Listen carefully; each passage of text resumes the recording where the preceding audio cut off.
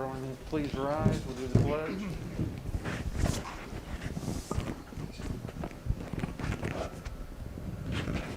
I pledge allegiance to the flag of the United States of America and to the republic for which it stands, one nation, under God, indivisible, with liberty and justice for all.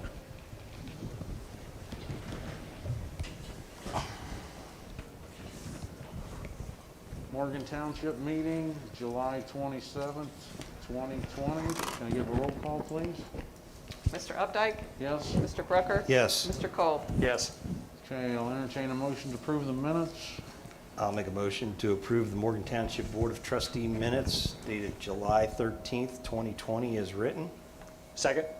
Mr. Brucker? Yes. Mr. Kolb? Yes. Mr. Updike? Yes. Motion approved. Entertain a motion to approve the warrants. I'll make a motion to approve the payment listings from 7/14/2020 through 7/27/2020, payment number 468-20-2020 through 497-2020, and warrant number 10078 through 10099 for a total of $71,536.37. Second? Mr. Brucker? Yes. Mr. Kolb? Yes. Mr. Updike? Yes. Motion approved. All right, and seeing we have no one here from the audience, Mr. Galloway. All right, first, we'll talk on the administration side. The COVID-19 Fire Department Township operational overview. We're still under the same mask wearing and things that we put in place already. The mandatory mask order went in, and I have a copy of that here, or somewhere. Here it is. And basically, it still is abiding by the 10 or less group in the governor's mandate. With that in your packet. Do you see any that changing? Because I've got two penciled in reservations for the community center, one the 15th of August and one the 22nd. I told them that I penciled it in, but now I heard that the 15th has already sent invitations out for the party. So I have to let them know. Do we just want to go on record and say that we're closed at least through the end of August, Well, just to simplify it? So in your packet is the current Right. levels of the county or of the state, and Butler County has been put back to a level 2, which at the moment I talked to Matt Haverkoss from EMA the other day, and he wasn't real sure how we went down when the numbers have been rising in Butler County per him and the health department. But if you look at level 2 and you go down the lower column, it says to avoid contact anyone who is considered high risk, and the third bullet point was decrease in-person interactions outside the household. So if we have a large group there, we're basically having an in-person action of multiple people. So my recommendation, because we're supposed to be limiting gatherings of numbers of people, now that is in level 3.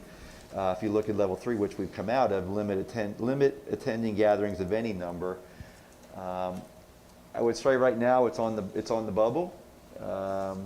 Level 2 states that you can have gatherings with social distancing. I mean, but then again, the governor's order, which I'm going to pull out here just to read they always put in the last paragraph of any order that comes out from the governor's office. And this again is the mandatory mass one. And the last sentence before it has the signature is, mass gatherings, 10 or more persons, increase the risk of community transmission of the virus of COVID-19. And then it has the order under the facial covering. So it's put into the order. So from my standpoint, and I think AC would agree, I don't know if the township wants to encourage having gatherings in township buildings by allowing mass gatherings to happen in buildings.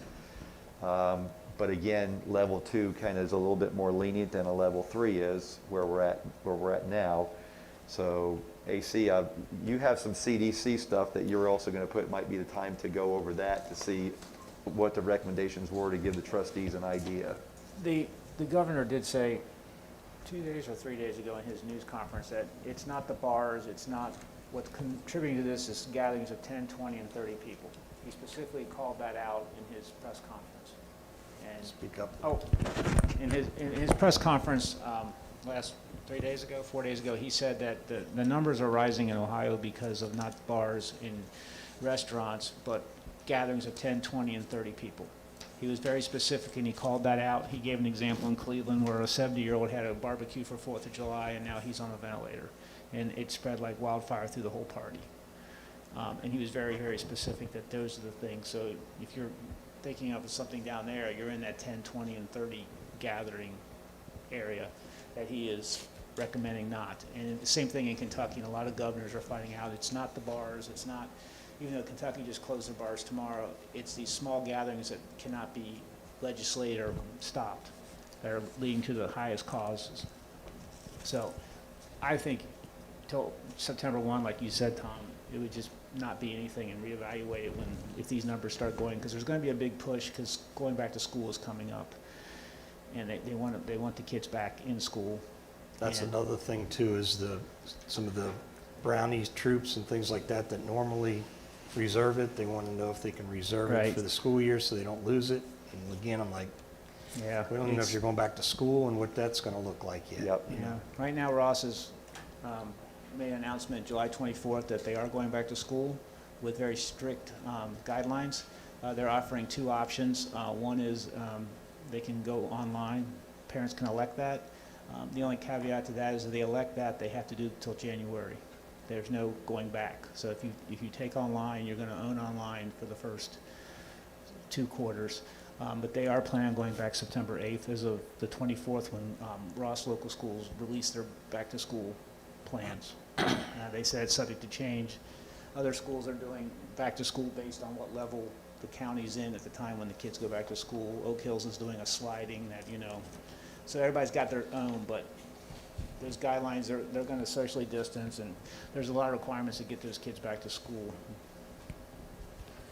But you have to decide and just, people want an answer. So in my opinion, the best answer is through August at least, because I don't see this really going down any till the masks get a chance to work their magic. But Columbus and a couple other counties are getting close to being totally shut down. I say make it till September September 1, so cancel all unless something August activities. drastically changes. Okay. And now I've been telling them, because Yeah. we've been moving them month it's by rolling. month. Yep. So- And this data that comes out where it makes us level 1, 2, 3, 4, it comes out every Thursday. So every Thursday is when they get another 2 weeks of data that raises you up or down in the levels. And a lot of other counties went in the red. We went bumped down to the orange. But there's nothing that says we can't go back to the red the next Thursday, this coming Thursday. So August, I think the rest of July and August is going to be the determining month, and then September, it's up in the air of where the virus has gone and where the levels of hospitals are. I know they've seen activities grown in some of the hospitals in the region. So again, some of the data that EMA has told us is like, hey, there are some numbers increasing through the health department and all that. So I guess, again, I just say that as a township and a government entity, we probably shouldn't be encouraging those groups to gather in a township building until we have more data and everything that's clear from the state and the health department on that. Like And then also- I've been telling them, it changes. It is. It very changes every frequently. time. Very. And the So- first couple of, orders came out and they had like a deadline, like Now they're it's not shut even down putting- until July 1st or something. but That is We're correct. not getting that. Now they're not anymore. even putting dates on them now. Well, it's very fluid, and what Chief alluded to, 2 things came out from the CDC. One is about returning healthcare workers after a COVID exposure. That has changed on a dime. So before, you got sent for 14 days, you had to get a negative test. In some places in Butler County, requiring 2 negative tests. CDC guidelines is change rapidly and quickly, and they are free to leave quarantine 10 days after the beginning of their first symptom, and they're afebrile for 24 hours without any medication. So that's a big change because it was 14 days and you had to get a test. Also, testing to return to work is now not recommended by the CDC. That came out about 6 days ago. Test-based return to work is no longer required if you're following CDC guidelines. Now you can upstage it, but it's not a good use of testing and testing supplies to test somebody. And actually, somebody who gets a positive, like one of our employees, he shouldn't be tested for 3 months. He had it at a different department, but he should not be tested for 3 months by CDC guidelines now. That's just their new recommendation. Also, going along with that is because the number of asymptomatic patients in a hot spot or a place that's in the orange, red, everybody, you know, in the old days, we treated everybody something called universal precautions. Everybody had hepatitis, HIV, or something until proven otherwise. Now, in areas of increased COVID numbers, we're supposed to treat everybody like they have it. So what that means, and we're already doing it because we're all wearing masks and we're wearing eye protection. The biggest thing for our staff and could impact PPE is if we do something aerosolizing, that, you know, a breathing treatment, we have to wear N95s now for anybody, is a recommendation from the CDC. So we've already, I mean, everybody's doing it in our department anyway, so I'm not terribly concerned about it, but the staff's been appropriately notified that that's their recommendation now, and we're going to follow it. So those are two big changes that came out, and that's the first guidance that's come out from the CDC since like March 19th. So it's not been coming fast and furious, but these did come out in July, and I'm sure there'll be more to come. So we've implemented all that, but we don't have to test anybody to get them back to work now, as long as they're, and also before it was at the 14 days after respiratory symptoms, now it's any symptom. So they have to be asymptomatic of all symptoms, not just respiratory, but they can go back to work 10 days after their first symptom. We have been through doing a project through the Butler County Commissioners in conjunction with EMA. We've been doing the handing out the masks over at the station. We put the booth up every day between 11 and 2. And we've handed out at Probably least 100 masks so far. So we'll continue to do that as EMA and the commissioners deem that project to be available. And we have been, like she says, we've been getting some folks coming in. I know I wasn't here last meeting, so I just want to make sure on number 2, just to close the loop, that we did complete all of our state and county funding administrative measures that we did have to do with the resolutions. And Connie has received that CARES Act money and already has received it, but we cleared, I got an email that said we cleared, we got our OBM resolution was received at state, everything is cleared, and so we're technically legal with all the paperwork that we had to have at the state and county level. That's all I have for administrative tonight. I'll jump over to fire. And first off is just an update on Station 141. The punch-out list is just about finished. They came in and worked on, fixed the toilets last week, and they're working now on the screens for the windows. All the offices are moved in, so myself, Chief Griffith, the shift commanders, their offices are all moved in. The only hiccup we have right now is we're still waiting on parts of the beds. So we've not moved the bedrooms over yet, but pretty much everything else is set in place. And we have moved over all the officers. We are now, today we started building out my old office as a temporary kitchen, because the kitchen starts getting gutted out and demoed on Wednesday. So we made that move. We were originally going to have them come over here and use this, but because of the alarm issues and nighttime stuff, we came up creatively and built a kitchen, temporary kitchen in my old office. Brand Center Carroll. So the letter that the 3 trustees signed and I drafted and gave to Mike Carroll 3 weeks ago, they have not acted on yet. My intentions were to call Mike Carroll today, but I just did not get to that phone call. I will attempt to make that phone call tomorrow. As of today, Connie informed me that they're still owed a $10,622.40. So we haven't seen that bill. We haven't heard any contact from them since that letter was received. So I'm going to reach out tomorrow to Mike Carroll and see where we're at on that change order dispute of $40,000 on that. Next, I'm going to hand out these packets because they're a little difficult. They wouldn't all fit in your packets. So this one is a thin one. I got them. You got yours. Okay. That is one. Yeah, can I steal that thing off you? Or I'll have to do it again on my calculator if not. And I'm gonna take exactly. This is next one. Brett, you got them all? I got them all. Okay.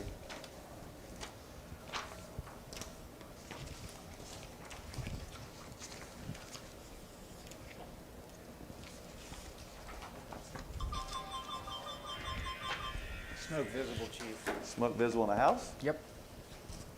In our zone? Yes, sir. 24E51, 24WE54, engine 131.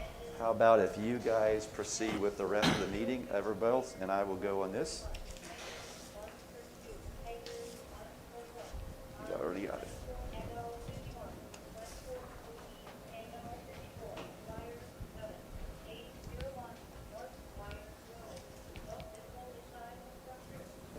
I will go to that. You guys proceed if you want.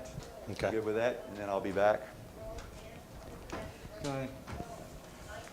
So we'll go ahead and skip to Mr. Brown, and then we will come back to Jeff when he returns.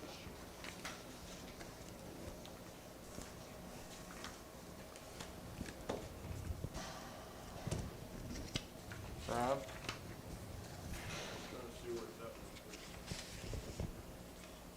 Okay.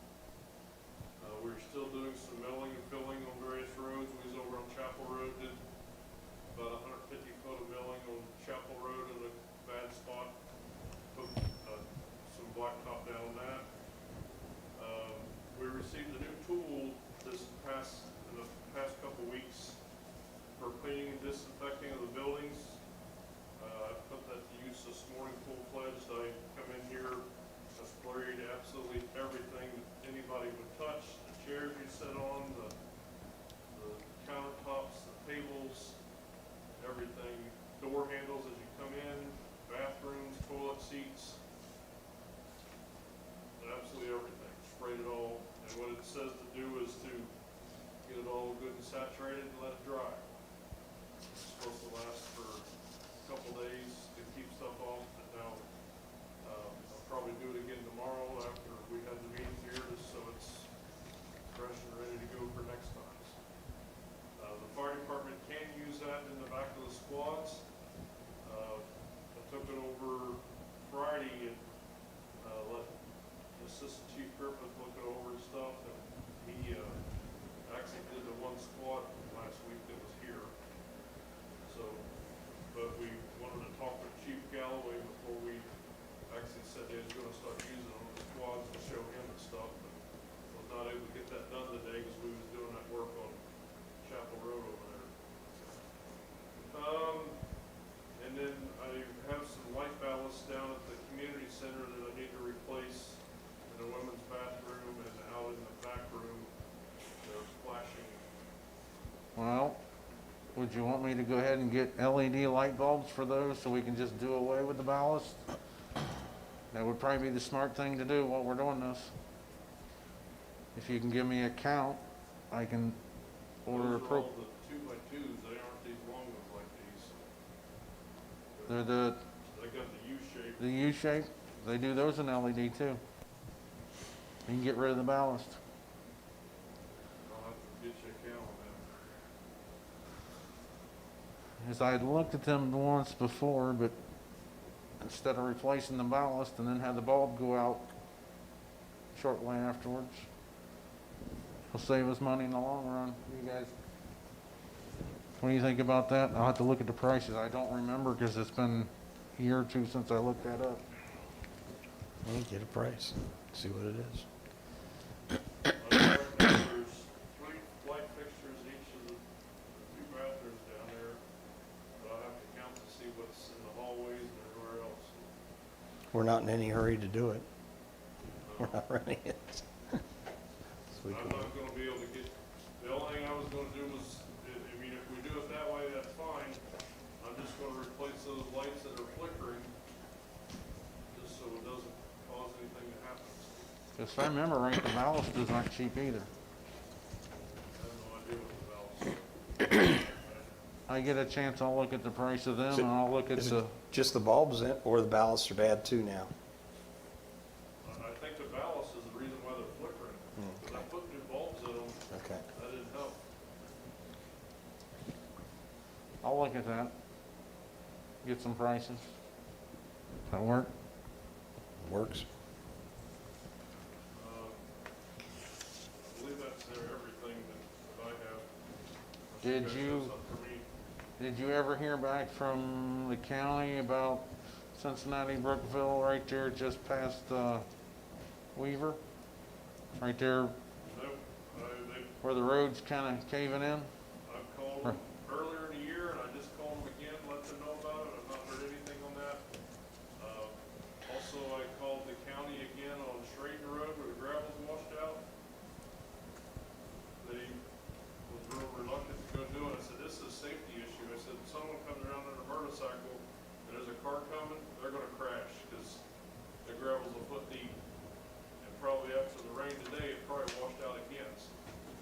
Yeah. They're supposedly have sent letters to him, and he's non-compliant with doing anything with the hillsides. Does he just keep buying gravel or what? Looks to me like he, when he's told, he comes down, gets it, takes it back up, puts it in the washout, and then next time it rains, it washes it out again.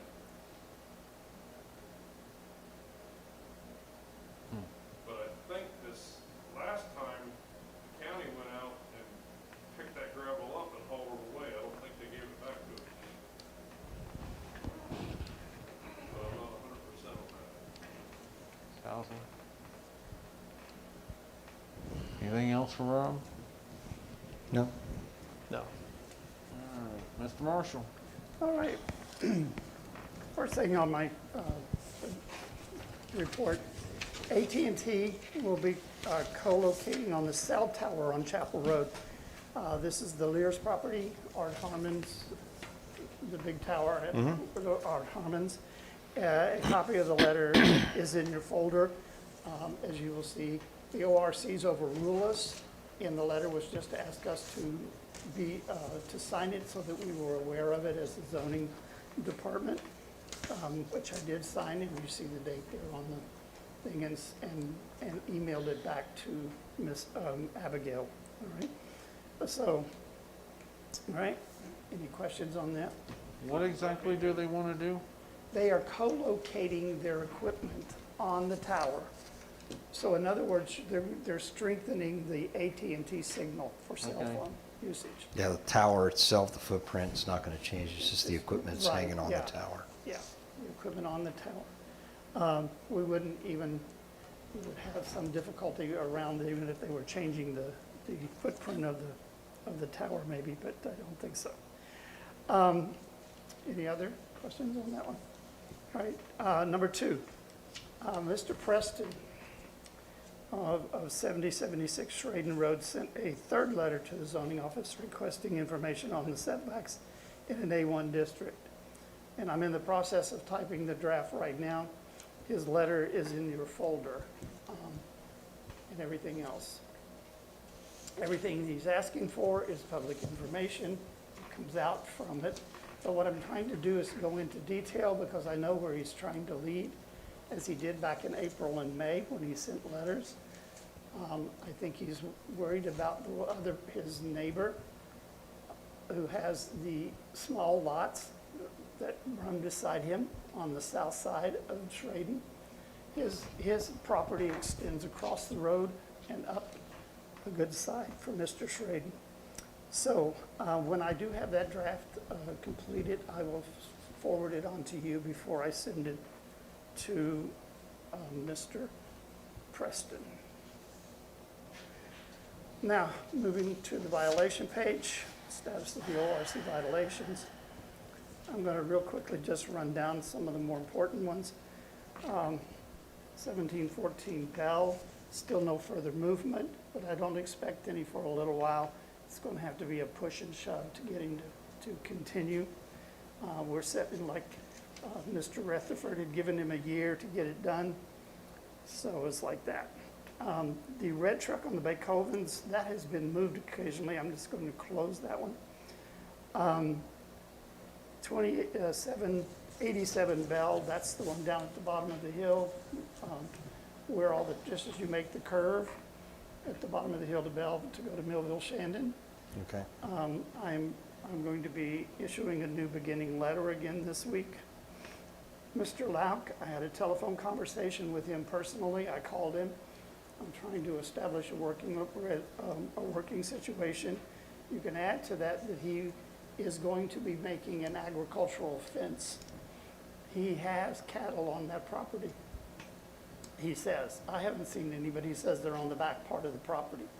He's going to be building a 6-foot privacy fence from the edge of one of his buildings and around to the point where you can't see the stuff from the road. And then from there on out, he's going to run a farm fence down and put cattle in the back portion of it. When he comes in for the certificate, we will know that much more about it. Now, where am I? Mr. Waynans, Tom was very gracious to come and meet with Mr. Waynans and I on the 14th.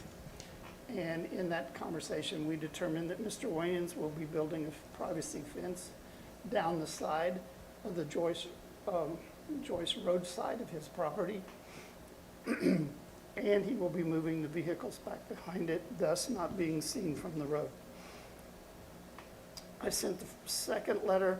The first letter went out to Ms. Peck, who is on 4151 Chapel. The second letter will go out 7:30 if there's no compliance. I will be checking that Wednesday or maybe Thursday just to see if the RV has been moved, and I would see some movement. We are going to be filing perhaps on 3872 Shonling. That's state line in Shonling, as you can see. We're going to be filing court because Rob came to me and we discussed it. There's still a lot of junk cars there, and I understand through, Sorry. that's all right. And I understand through Rob, that someone has been thrown out of the house and is sleeping in one of the vehicles in the evening. Okay? So a lot to go there. Mr. Krupp called me last week, and we had a very good discussion. And he is due to take the one piece of junk vehicle off the property as soon as he can. I passed by there today, it hasn't gone, but now I have a number for him, and I will be talking with him more and more. Let's see, where are we? His zoning violation, because he called me, I'm holding that up in terms of his business, because he has said he would be moving that away, and that he would only be doing minor repairs inside his own vehicles. 7390 Cincinnati Brookville, this is the overgrown grass in a pre-closure situation. The status of that, I received, the lender has not approved the bid as of today, okay, for the work to be done.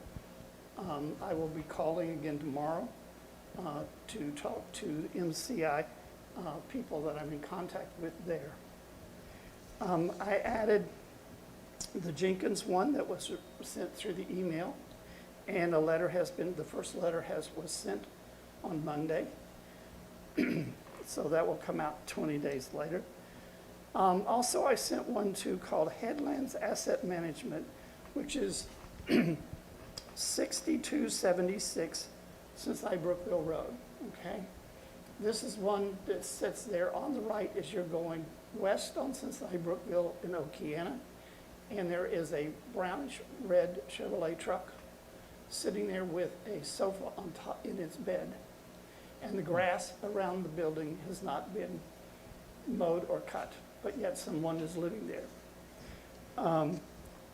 When I looked at the property sheet, the profile on Auditor, I found out that it is owned by Headlands Asset Management out of Petaluma, California. So I don't know where this one is going, guys, all right? Second, I've also noticed down at 4290 in Shandon, on Cincinnati Brookville Road, there is a large amount of overgrown grass. And this is the gray modular house just before you get to the first business on the right coming west on Cincinnati Brookville. And believe me, if you've driven by there and you see it, it's taller than I am. And the last one is, you know, the MGB that's set there in front of the one building down in Shandon? Okay, it's on my list now. It's in Okeana. It's in Okeana, Yeah, right? okay. Yeah, it's in Okeana. So those letters will be going out this week. All right? Any questions there? You feel this is improving? Mhm. Okay, all right. All right. In your folder also, the second large page you have is just a quick summary of the 4 certificates I gave out over the last 2 weeks. Okay, to keep you apprised of those. One on Jenkins, one on Chelsea Ridge, one on South Dwyer, and then one on Shonling. All right. Notice that the one on Chelsea Ridge is a new construction. This will be about the 3rd or 4th new construction for the year, and I anticipate there's going to be at least 2 more that I've had in calls, but they just haven't got their acts together in terms of the applications. Okay. Also, I got a call from one of the local businessmen here in Shandon. He expressed an interest in purchasing the Burns property, which is not too far from where he already has his business. It's just up the street. I'm holding back the name only because I wasn't sure that I could discuss it. But he has expressed an interest. And what I did tell him, and I would like for any time as trustees, that if you're speaking to someone about having a business come into it, is to put together a business, the plans. If you are interested in the property, then come and put together the plans, because you can, on that one, you could build just about anything if you meet the requirements and everything else, because it is B3. And I feel, and that's what I told this businessman, that please put together a plan. It doesn't have, like a preliminary plan, okay? Because the process that Butler County goes through is that, if someone's doing commercial business, they have to submit a preliminary plan, okay, of what they're doing. And that goes before the zoning commission. And then in that case, and then the zoning commission will say yay or nay, give a preliminary approval, and you go back and then and say, here's what they've gone through, and give a checklist or recommendations off of that, the Butler County Commissioners do. And then they go back, they try to do it and get the final plans, and then they make it. And I think that would help us too in that respect. And the last thing on my list is the dog kennel that I spoke of before, I think I've spoken to this, will be a go, as this is animal husbandry, and it is an agricultural use. And as an agricultural use, they do not need a zoning certificate from Morgan Township, but then they have to go and get all the permits and everything else they need from Butler County. Plus, they also have to follow the Department of Agricultural's guidelines on on kennels. Okay. Hey, Rob, can you open the door?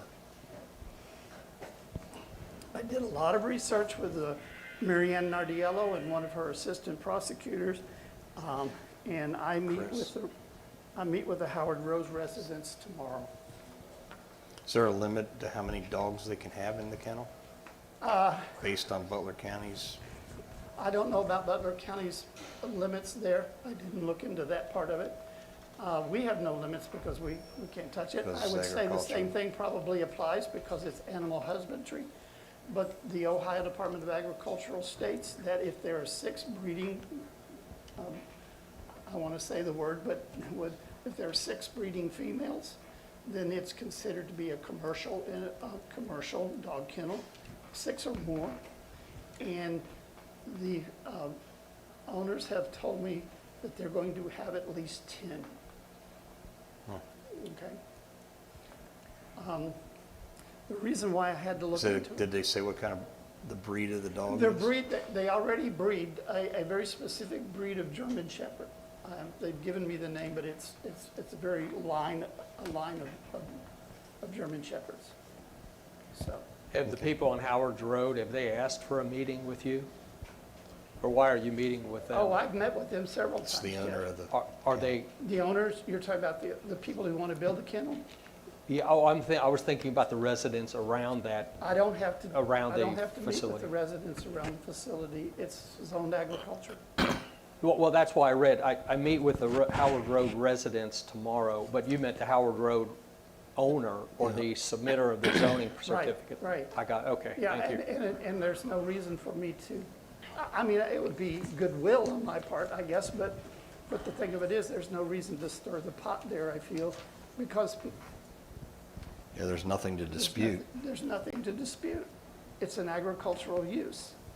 And they have more than 5 acres. They have 6. That little break off, 1 to 5 acres, I could restrict. a little Hey, bit Dale, more. what house is it on Howard that's doing this?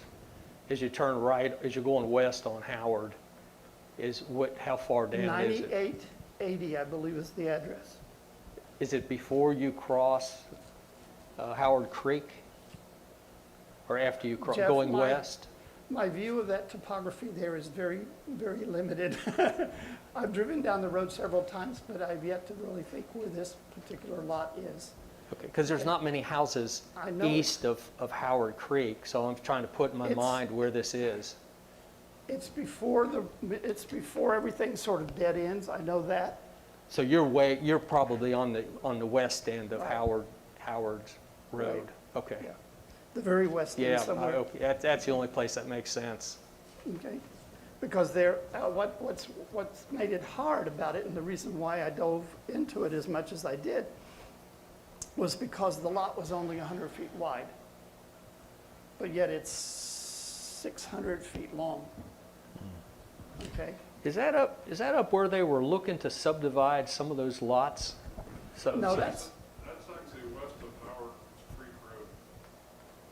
Is that up the hill? Yeah, yeah. And it turns to, it sharp turn to the right? 9880 Howard Road is west of Howard Creek up the hill. Yeah. Be the, and then what's the name of that drive? It starts with a P, it would be the sixth. Perrin Drive is up Perrin. there.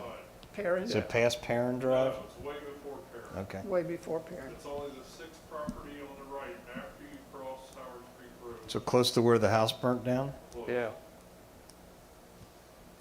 Okay. And Perrin Drive is where you're talking about they want to split. Okay, all Okay, thanks, Dale. right. Any other questions or thoughts? That's all for me tonight then. All righty. Ms. Reinhardt. All right, first, I need approval of a then and now PO to Jacob Milner. He's one of our firefighter EMTs for $2,380 for reimbursement for 1/3 of his paramedic classes. He has taken the class, he's passed that class, he's passed all of our requirements here. It'll be a then date of 1/2/19 and a now date of 7/23/20. So moved. Second. Mr. Updike? Yes. Mr. Brucker? Yes. Mr. Kolb? Yes. Motion approved. Carol, what is that number, please? 132-2020. Thank you. I need approval to add $3,044.39 to Fund 2901, which is the Training and Equipment Grant Fund in the Revenue and Appropriation Budgets for 2020. So moved? Second. Mr. Kolb? Yes. Mr. Brucker? Yes. Mr. Updike? Yes. Motion approved. I need approval to add Fund 2902, which is the BWC Safety Intervention Grant Fund, to the Revenue and Appropriation Budgets for 2020. So moved. Second? Mr. Brucker? Yes. Mr. Kolb? Yes. Mr. Updike? Yes. Motion approved. Then I need approval to add $7,687.50 to Fund 2902 in the Revenue and Appropriation Budgets for 2020. So moved. Second. Mr. Updike? Yes. Mr. Brucker? Yes. Mr. Kolb? Yes. Motion approved. And Connie, what was that for? What was the additional funding for? It's for the grant that if Chief had been here, he would have talked to you about the grant for the cancer blocking firefighter hoods that he got from the BWC. Okay. Thank you. So we created a new fund.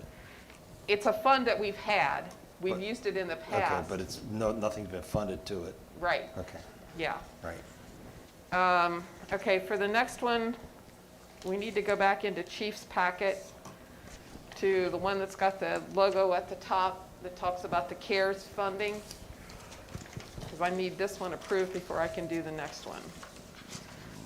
And this is Chief's scenario for how we're going to spend that $110,000. Okay. Okay. We approved the staffing option number 2 at the last meeting for the $46,504.80. These other figures are, the first 1, 2, 3, 4, 5 are what we have already spent. So we're going to just reimburse the funds that monies came out of. The Lucas 3 that Chief was going to talk about, we're going to take $16,724.21 out of the COVID money. And then the balance for the Lucas is going to come out of the EMS grant, the 2901 grant money. And so that will take care of all that money and get it off our books before the end of the year. So you want the striker approved before we do that? So that's all good? Yeah, that probably wouldn't be a bad idea. I'll make a motion to approve the striker for $19,768 and 60 cents. That's for the Lucas? For the Lucas. machine. Okay. Second. Fish drinker. Okay. Mr. Updike? Yes. Mr. Brucker? Yes. Mr. Kolb? Yes. Motion approved. So Carol, that one's 136, correct? That's correct.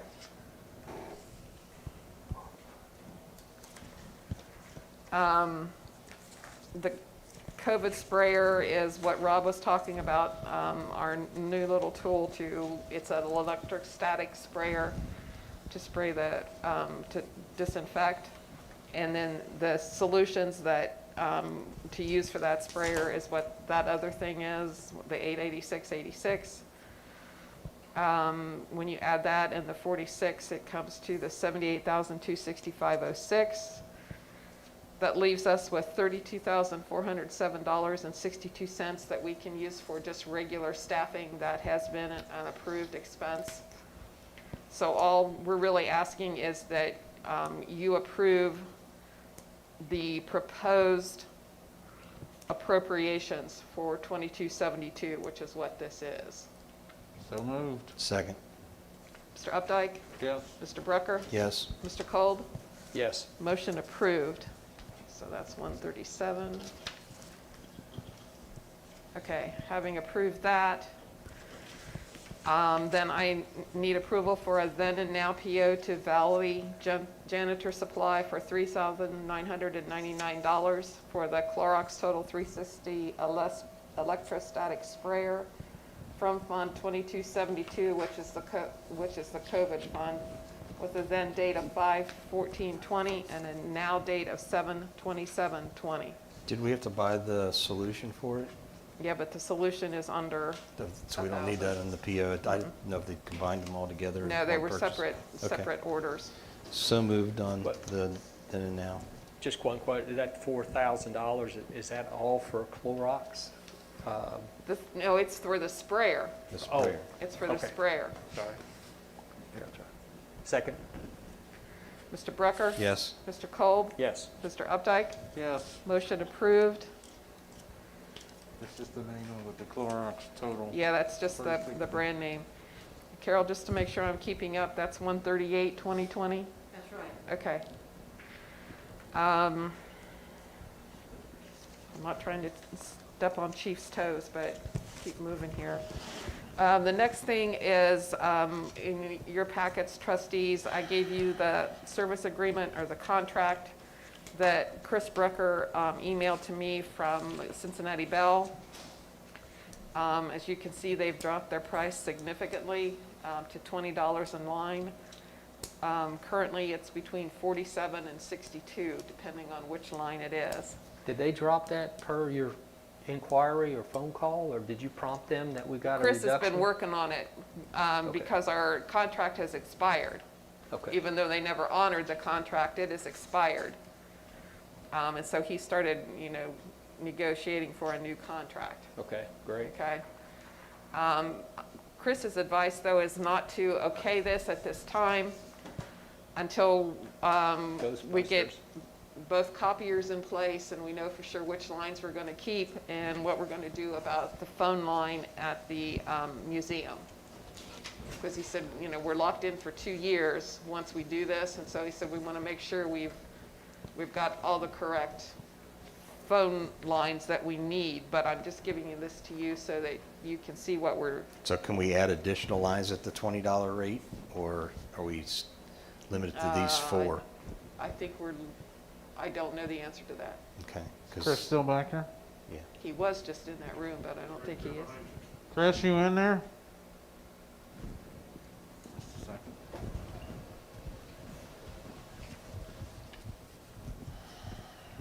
Chris? I'll talk a little more about the 1858 building. Oh, Lord. The purpose of me giving this to you is just so that you could see. Chris? We were supposed to be at $25 a line just a for the second. last 4 years, or 5 years. hand And mic. Cincinnati Bell never put that contract into effect. How long is this contract good for? 2, 2 years? 2-year contract.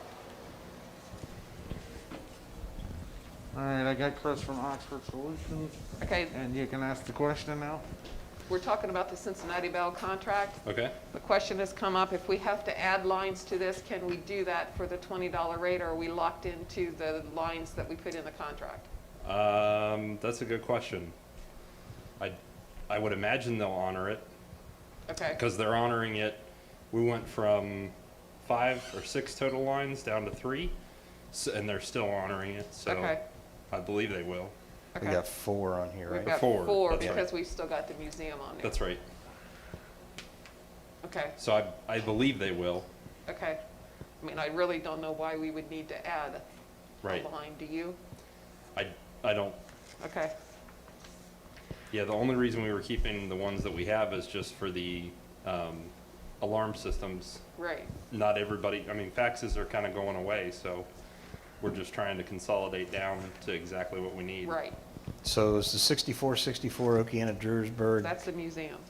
That's, what's the community center? 6465 The community 64, center's 65. on, That's on internet Spectrum, spectrum, right? Okay, well, the phone line's on Vonage. Vonage. That's correct. That's, okay. I did the same thing, Tom, when I looked at Right. this, I'm like, I'm okay, like, wait, we're yeah. short a line, and no, because the community center's on Vonage, so it's not on Cincinnati Bell. Okay. So just, again, this is just for your information, we don't want to vote on this until we're sure which lines we're gonna Right. do. Did they give you a deadline on when we have to act on this? No, I told them at the end of July, the fiber expires, so I told them to go ahead and cancel that. Okay, So that should terminate okay, at the end of the month. The phone lines are month to month, and they have been for a while. okay, So we just won't see any savings until Right. the contract's executed. I think it may have a 60-day, 30 or 60-day expiration on there. I'm not 100% okay. on that. Well, hopefully by the next meeting, we can. Yeah, because we don't want to disconnect those lines and then have Right. the alarm systems not work. Right, Yep. okay. Okay. And then that's the second part of number 6 is, Rob, did you talk to Ron at Pro Alert about the alarm, the cellular alarm system? He's waiting on you guys to say yea or nay. You were supposed to contact him after the last meeting. We said to go ahead. No, he hasn't. He will now I though, didn't right? know that you guys said you definitely wanted him to do that. Because I called him and said that they discussed it, but you guys actually said to go ahead with those cellular devices? I believe so, correct? Yeah, I thought we were gonna do away with the Cincinnati Bell. Okay. I thought, we can go back and look. I mean, we did, That's what we need to do because of the fire department, otherwise the alarms are gonna just keep Right. going off, correct? right, yes, So we said to go ahead and do it, if I'm not Right. mistaken, is that correct? That was his recommendation from Pro Alert, right? right, yes. Ron? Yeah. Okay, yeah, so let's move forward. Okay. All right, and then I don't have it on my report. I thought of this afterwards. The RFP for the propane bid went out. The deadline is next Monday, August 3rd. I have received 2 bids in the mail. I've had a third company contact me for information. So far, I'm not seeing any huge decrease that we would want to switch suppliers, but, you know, we'll wait till all the bids come in, and Chief and I will go through, and then we'll make our recommendation at the next meeting. But I just want to let you know that that has been done. Okay. Someone emailed on the website, I don't know if they were asking for information on how to bid on the propane. I don't know, I don't remember who it was, but they emailed like middle of last week. See, I can't get to those, so. Okay. I can forward that. I didn't know if you saw I it or have not not. seen that. Okay. I'll forward you their Okay. email. Okay, that would be great, Chris, thank you. Okay. You guys need me for anything else? I don't think Nope. so. Thank you, Okay. sir. Yep. Thank you.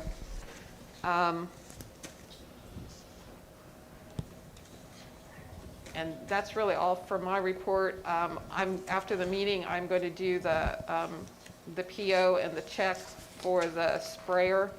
If you guys would hang around until I get that finished so that we can get them paid.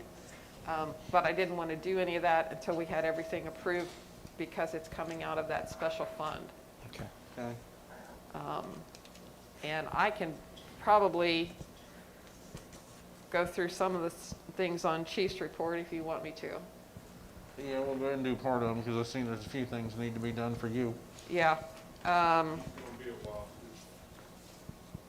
okay. The HVAC, I can't talk to that. That's gonna be his I thing. know a little bit on that, but we'll come back to that. Okay, last. all right. And I don't know about the paving bids. Rob, do you know anything about the paving for the front? I know quite a bit about it, but he never told me which one he wanted to go with. So. I do know that there was one that was supposed to got me an estimate, and I never received it, and I'm not gonna have him for it, so Okay, whoever turned, in my personal opinion, there's a Bear Paving. I don't have their paperwork in front of me, but that's who I would go with, but I have not heard what Chief wants to do with. So Okay. I'm gonna wait till Chief says Okay. who he wants to go with. I don't think he has anything in here for that. Okay, That is adding, doing the excavation, hauling the dirt back to our tower back there, putting the, 100 some odd feet of asphalt in, 12.5 foot wide, I believe. And that's also sealing the front asphalt parking lot and driveway all the way out to the road, and restriping whatever is covered up when they seal that, which won't be much, because they're not gonna seal the brand new blacktop, just the old that was there. And all to do was what was restriped, and then they'll stripe parking spots for the new asphalt. That'll be part of that. okay. So we probably better wait and see. Yeah, I guess. Okay. Rob, do you know about Station 142 update on the maintenance and repairs down there? I know the 2 new doors, the road crew installed 2 new doors. They've been primed and painted. Chief has not instructed me what he wants to do with the stuff up top, around the top of the building, because I asked him I guess it'd be the soffit, the fascia boards, all really need to be painted too, and he did not have that done when he had the rest of the building done. It would sure make everything look a lot nicer if that was done, but, Was he waiting on that till the gutters went on? I don't know. I don't know either. Seemed like there was a board that needed replaced or something with the gutters, and he was waiting to do that, Right. That's if what I remember. memory serves me correctly. But I'm not He hasn't 100%. instructed us to do that. Right now, with all the stuff we got going, we don't have time to do that right now, but I don't know when how quick he wants to do it. Okay. It would make that building look a lot nicer if that was all completed up there.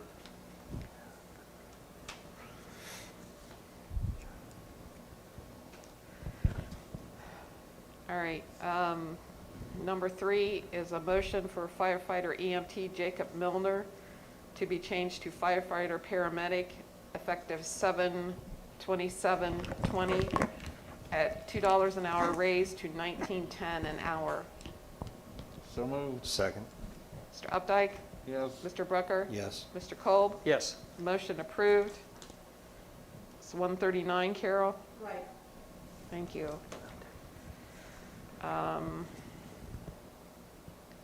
We did the Lucas already. And we did the CARES Act funding overview. We've done that. Okay, this is what that other fund was for. It's that we had received an award from the Ohio Bureau of Workers' Compensation. The total grant was for $9,225 for cancer blocking firefighter hoods and gauntlet cuffs, structural gloves. Of that, the BWC, actually, I don't think the grant was for $92.25. That's the cost of the hoods and the gloves that we want to buy. The BWC is going to pay $7,687.50. and we will have to kick in the $1,537.50. So with that being said, we need a PO to Phoenix Safety Outfitters for the 9225. So moved. Second. Mr. Updike? Yes. Mr. Brucker? Yes. Mr. Kolb? Yes. Motion approved. 40. Phoenix Safety Outfitters, yes.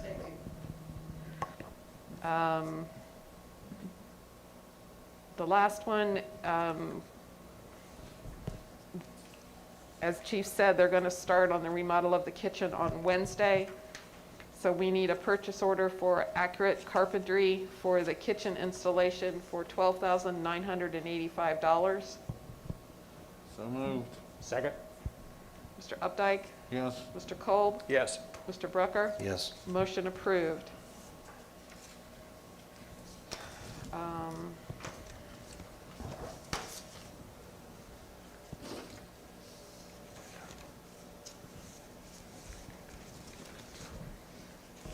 Okay, then the thing that's left then is the HVAC. I can talk to this briefly. You can, I can add some in. I'm kind of know where it's at, but I'm not 100. Okay, all right, as you can see, he has four different bids here. 5. One, He's got 4 he Could have gave us. Northern 3. Kentucky, Braun, Greece, Miami, and Control Comfort. I've only got 4. He only gave us 4 tonight. Okay. He gave us Dreecast, he gave us Northern Kentucky, he gave us Miami, and Comfort Control, or Control Comfort. He didn't give us Braun. Right there's your Braun. I've got Braun, but I don't have the other one. Oh, okay. I got 5 now. Okay. All right, Chief has done some investigating and looking into the different systems that were proposed, and he's looked into what was called the mini somethings. Mini split. Mini split. Thank you, mini splits. And one of the contractors has told him that there are a lot of issues with those. They tend to leak down behind the wall. They can get down on the floor, that they really aren't as good as they're cracked up to be. And I know Chief at first thought that would be the way to go, but after talking to one of the contractors and going through everything, I think he's changed his mind about that. And I don't want to speak for certain, but I know one of the companies that he was kind of leaning towards, he called for the references that the company had given, and the one fire chief said he would never use them again for anything because their new renovated station that they did, the AC is not working properly, and the bedrooms are 80 degrees and they can't get them down, and to keep them that cool, they have to keep the bedroom doors open. Is that one of the contractors we have in front of it? Which one is that? Miami. All right. It kind of came down to the cheapest one, and we figured out why they're the cheapest one, is only putting one AC unit in. They're taking out the old, only putting one in, using it to heat top and bottom. And we've had issues with that now because it'll freeze one and not cool the other one, or it'll cool this one and freeze the other one. So we needed 2 separate units to do this right. The only 2 that really come down to doing that was the Miami and the Controlled Comfort. Miami did a unit on the bottom, they did a separate unit on the top, but did not want to run the ducting. They wanted to do 3 separate little individual units off this one, and I'm like, 3 languages, off the one unit, 3 separate little single Heads. units. Well, the single little units tend to drip, leak, and don't always work right. Granted, the Miami and the Controlled Comfort are the 2 higher ones out of the 5, or they're the highest ones out of the 5, but they're the only ones that really did what we asked to be bid on to be done.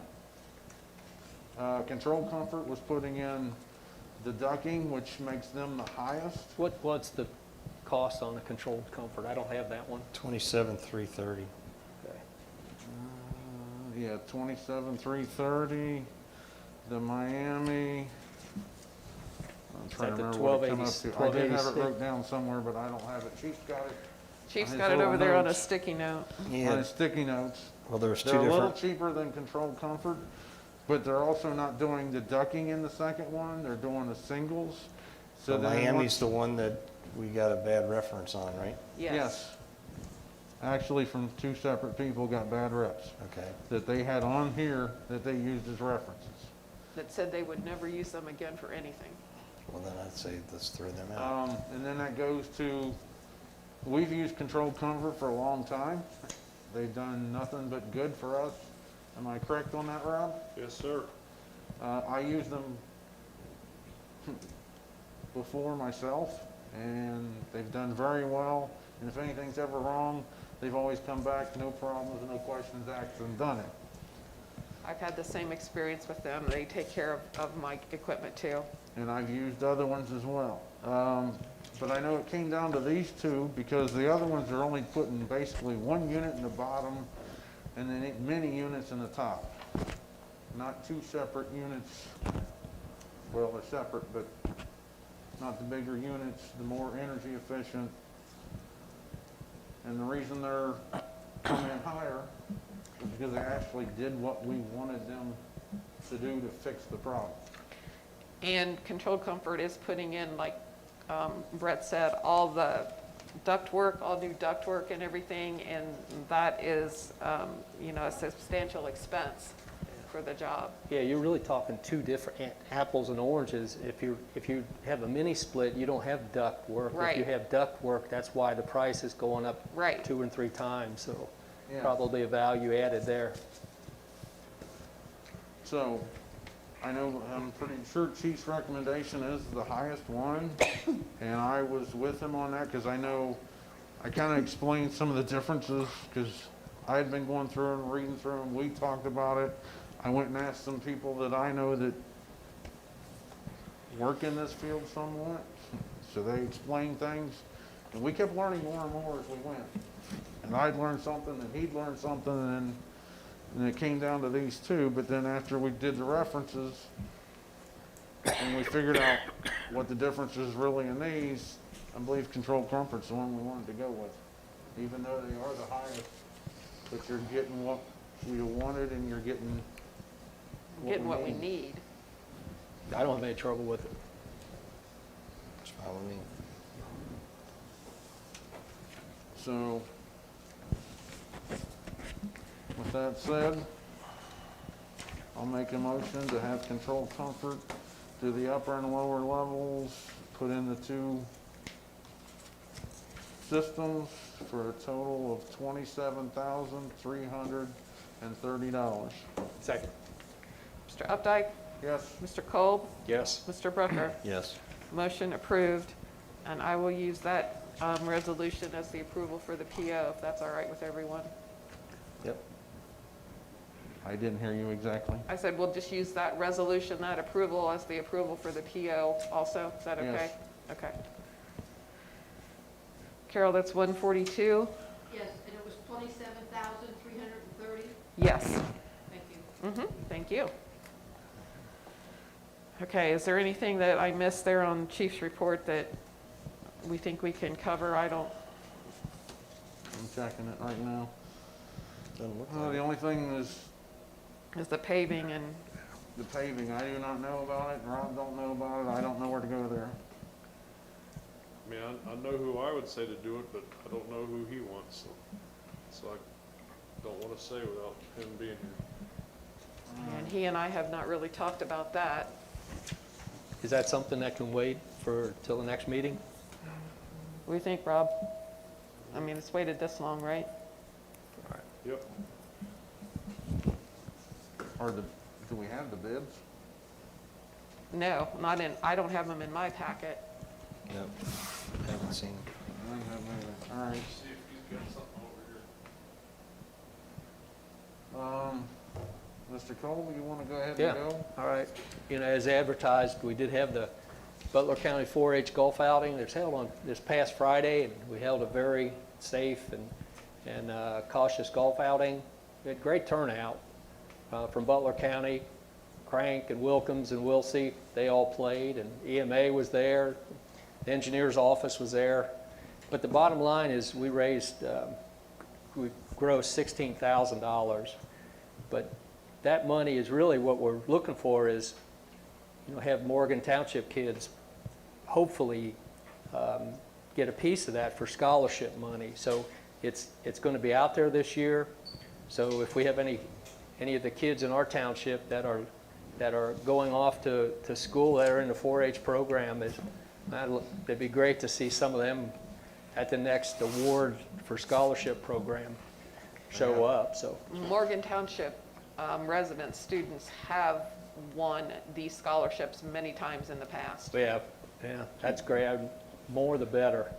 And the second thing, I got an email from some of our trustee friends up in Oxford, and it was kind of interesting. It's concerning the Purdue opioid lawsuit concerning OxyContin. Now let me just read it out to you, and for the board's consideration to see if this is something we want to be part of. She says, Jeff, the following below, this was in the email she sent me, this is Norma Pennick up there. The information below shows you the law firm that is going to represent Talawanda School District and Oxford Township, along with many other Ohio public entities. Don Davis, who's the attorney for this law firm up in Akron. Don Davis told me this morning that they are willing to represent any other townships also. You could get in touch with him and his assistant, Tammy Webb. Notice there is a 4 p.m. deadline tomorrow for the initial authorization to the law firm. Kind of what in the law firm's email, this is it looks like it's to Talawanda School District in Oxford. And I'll just kind of summarize this quickly. It said, thank you for considering hiring Berman, Mannon, and Diamond LLC and Enos Britton LPA. This email is to recite the terms of our representation of your school district to file a proof of claim in the Purdue Pharma bankruptcy and or other related litigation, including any class action. It says, we will represent your school district by filing a proof of claim against Purdue Pharma in the bankruptcy and or other related litigation, including any class action. Our fee will be 20% of any funds actually received from Purdue Pharma bankruptcy and or any other class action. And so I talked to the lawyer, Don Davis, this afternoon, and he said it looks like if they settle this lawsuit, they could distribute funds early as next year over a period of years based on the settlement. So there would be, what he's basically saying is anybody who wants to be party to this suit, any reward that they would receive, the law firm would be entitled to 20%. So if we wanted to petition onto this lawsuit, we would party with Talawanda and Oxford. So when's the lawsuit actually over? Well, it probably hasn't gone to court yet. It has been settled, or maybe it has been, and they're waiting for a distribution. What's the allegation? What's the lawsuit? It's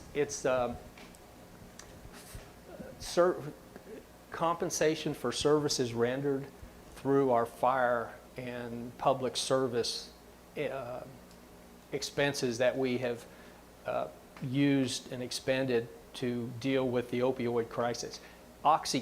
Purdue Pharma generated or made OxyContin. So OxyContin has been determined, the company has been determined liable for the propagation of the addictive quality that they denied that was being represented by this drug. So the lawsuit is taking them to damage for what they have generated in the economy or for personal liability to individuals, people who've died from an opioid overdose, or to government and local entities on a municipal side. So that's what this would be. So if we'd want to be a part of this, it's there. If not, That would you be a know, question for Griffith and. yeah, I Keith know, to that's have. why I hated to see him leave, but what I'll do We is I'll, even have a dog in that hunt, what's that?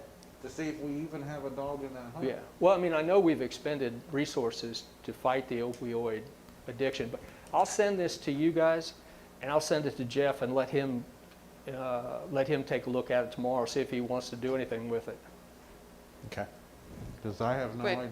when is the deadline? tomorrow. Filing is to get onto this lawsuit is tomorrow, but the actual deadline is July 30th to be part of the settlement. And it's in the narrative from the law firm, so I'll send it to you, of course, so you can take a look and see if you want to run any of it to ground. You can look at it. Yeah. Okay, that's all I don't got. know. All right, Mr. Brucker? All right, I got two things. One thing I forgot to tell you about. I got a letter from Tri-Health, Ross Occupational Health, that does our quarterly random drug testing. They closed the office down on 27 in Ross, and Yeah, they've they're not. moved the location to 5151 Morning Sun Road in Oxford, Ohio. Is that something we want to continue to send our people for drug testing to Oxford, or should we look at it something closer, maybe in Harrison? That's what I wanted to bring up. Do It's we not care that if far, it's just, Well, you gotta go the other side of Oxford. it's Yes. just on the other side. If you know Yeah. where the hospital is, it's just drop down the right hill down the past street, because we use it up there too.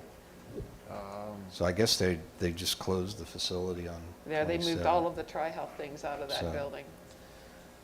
She, Um, but if that's fine, it's mainly the road department or anybody that is involved in some kind of accident. It's in in the the fire accidents department. or randoms. Well, random is just the road department. We don't have anybody else that's, CDL test, since we was told we have to classify as an interstate thing because we turn around and back into the state of Indiana. Yep. If we didn't have to do that, we wouldn't have to go for physical, but they also do our physical. I just had to go take mine. yeah. Yeah, but you drive in, you take the trucks and the vehicles to the different places to be worked on out of this township too, so yeah. Because I had that conversation with the PUCO. So the I three would that are continue it. typically in the quarterly random drawing, and it is what it says, random. Sometimes we go months or quarters without having anybody chosen, and other times we get the luck of the draw, and we have to send one of our 3 road crew members down. So we're okay to keep it at going up to Oxford? You guys don't have any objection, Rob? Okay. All right, I will let her know. All right, the other thing I had was, after last meeting, I sent a note to the Historical Society in reference to the 1858 building with the phone line that we are currently paying for at the higher rate of $40 to $60. I don't know exactly what it was, 57, I think it was. Theirs is like 47 something, 47. I think. around Anyway, and 50. I told them what we were doing as far as, at that time, we were looking to discontinue service contracts with Cincinnati Bell. It seems like it changed a little bit since then, but, and they have their own alarm system that they would need to get with their alarm system and see what options they had as far as monitoring, whether they needed a landline, they could use a cell line or what. But basically told them that the trustees were, going to pull out of that, supplying that phone service for their alarm, and got a response back from Neil Westridge. He said he understood, but he didn't know much about the alarm system, so he asked me if I would get him in touch with Rob Brem, since Rob has dealt with the alarm system down there and has been around forever and knows pretty much everything about everything in Morgan Township. So I did get with, sent Rob a note and asked him to contact Neil, and apparently they did make contact and had a meeting. Did you want to add any more than that? Do you know what is it Middletown? Middletown Security, and you do need an active landline in order to use Middletown Security for the alarm system. They don't, somehow or another, their system that's down there does not compatible With with cell system, cell. cell number. So now, given the information we were given tonight about the new contract with Cincinnati Bell and the phone lines being $20, do we want to continue to pay that $20 as we have in the past to monitor the 1858 alarm system for the Historical Society? I think it would be an incredible gesture of goodwill to do that for $20 to keep that relationship on a good foot, just to show that we want to We could be. even offer them that we'll keep it and they pay us for it, because they're not gonna get it that cheap on their own. No, they're definitely not going to get it that cheap. I told Neil when I Yeah, talked to and, him, it's, But it's if going to they- probably, because we were already lumped into a contract in 47 or 50, I told him around 50 some dollars a month, so I'm sure they would be very ecstatic if they could get Yeah, it for 20. That'd Whether be $240 a year. I think they'd be fine with that, just so they don't have to mess with Yeah, the wire. Chris and I talked about this, and he said, there's always a possibility that they would not be able to keep their current phone number if, they had to switch to their own Yeah, account. they may not port it over. Yeah, and he said, and even if we could do that, that's quite a task. And Chris's recommendation was, possibly that they could just reimburse us. We would continue to pay it, keep it on our contract, and if it's only $20 a month, I'm Okay. sure there's taxes or whatever, but, and I could, maybe bill them quarterly or something, so they're not cutting a $20 check every month. I would not have a problem with that. Okay. I will send that But that goes information to them, but I'm sure they'll be, from about $600 a year to $240. right. And if they went on their own, it'd probably be more. Yeah, they're not gonna get the $20 a line that we're getting. There's no way. Okay, I will pass that information. The other thing that, when Neil wrote back to me, he, in my email to him, I also talked about what we discussed as far as letting them know when they could have their next meeting, given the COVID restrictions as far as large gatherings.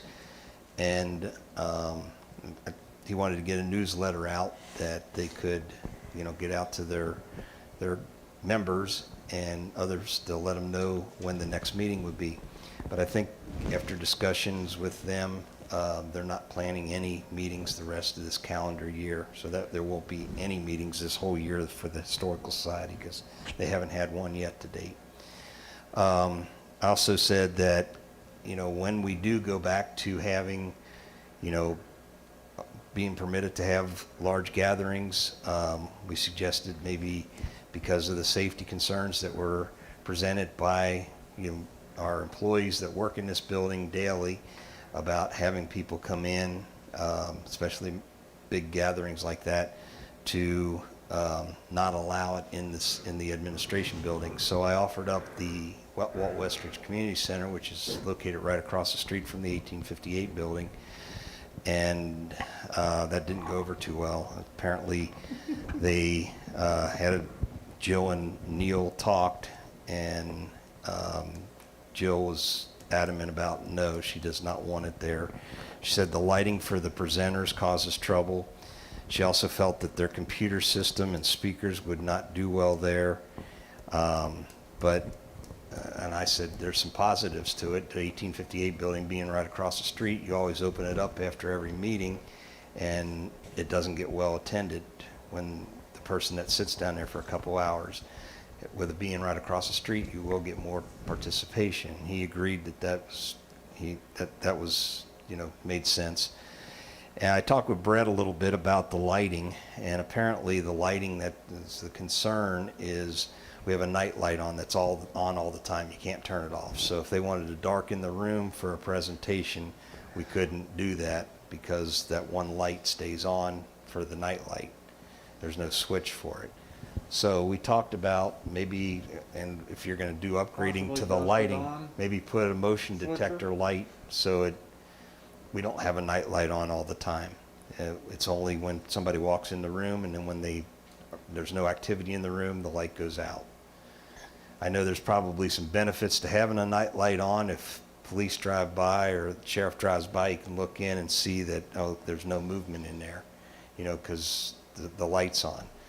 But that looks like the only concern that they had was the lighting. And if we can fix that, that may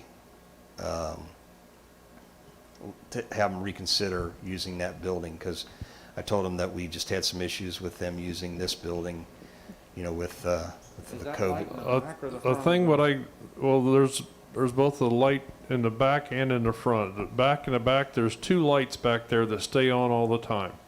In the front, there's one light that stays on all the time. And why the code required that, I could not tell you. I do not know.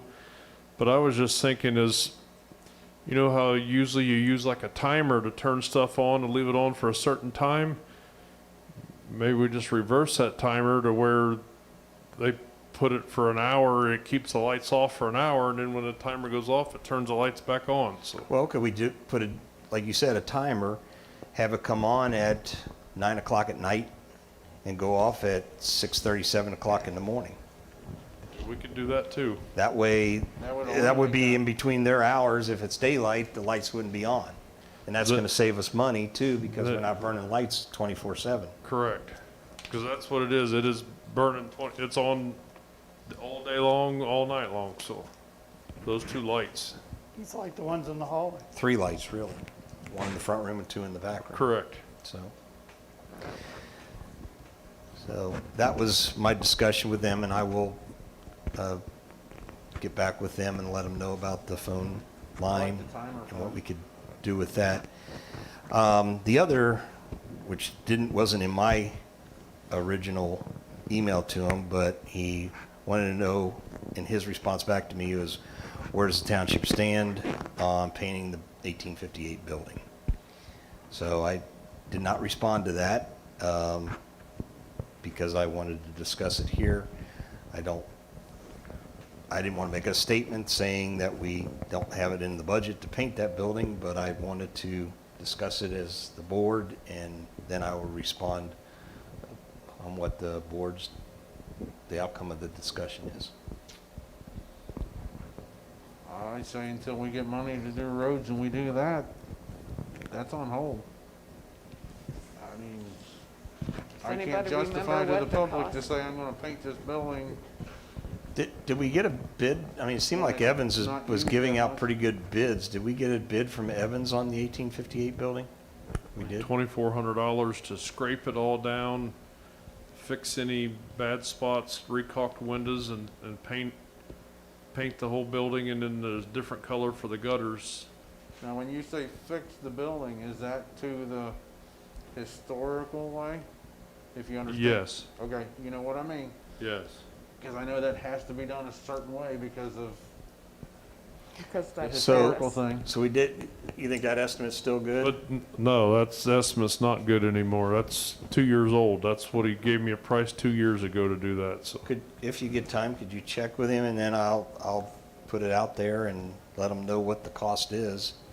Just Is let that them the decide, Same gentleman that just painted, right. Top-notch guy, I mean, Painted the firehouse. the firehouse in Shandon and the one here. The new Yeah. addition. What'd they charge us to paint that? You know? I don't remember, but I know he gave us a good price. He was way cheaper than a lot of the other guys, and he Did a does good quality job. work. But at that time, Miami wasn't in session, and that's his biggest, Well, yes, Yeah. but he's, and now they've they're, already shut him down again, so, oh, they have? so he's, Okay, he's he's on the hunt for work, so. Okay. Okay. Is he local? He's from Oxford. Okay. But I think like the new addition, when he painted all that white, he gave a price of like $7,000 to put 2 coats of the whatever color that is he put on there. I think the next guy was like 12 or 13, $14,000 was the next, and there was one guy that was 18,000 to do the same thing that he did for 7. So, and he did it in a day and a half time. So I mean, it wasn't like he was out money. I think he did very well, and he painted it. Looks very nice, and he doesn't mess around. He gets in and gets the job done and gets out, and it looks nice. So. That's Art Evans Painting out of Oxford. Oxford, yeah. That's all I got. Well, you pretty well covered what I was talking about, so. I don't think Chief's on his way back, is he? No, he said he's gonna be a while. He just texted a little bit ago. All right, I have nothing else for you guys. All right, I'll entertain a motion to adjourn. I'll make a motion to adjourn. Second? Mr. Brucker? Yes. Mr. Kolb? Yes. Mr. Updike? Yes. Motion approved. Trustees, remember please to hang around till I get this PO and the check done. You just said what I was gonna say.